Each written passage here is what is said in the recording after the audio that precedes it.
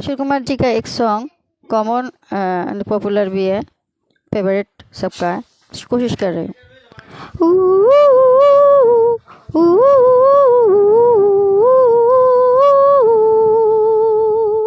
दूर थे तू मेरे पास थे नहीं, होठों पे तेरे कभी प्यास थे नहीं।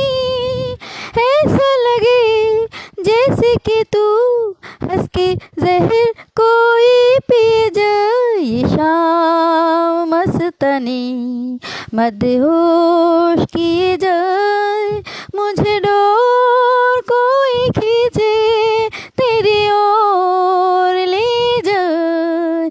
ये शाम मस्तानी मदहोश किए जाए, मुझे डोर कोई खींचे तेरी ओर ले जाए। आकाश কেন ডাকে মন ছুটি চায়, ময়ূর পাখি মেঘে হয়ে যায় ভেসে যায়। Thank you.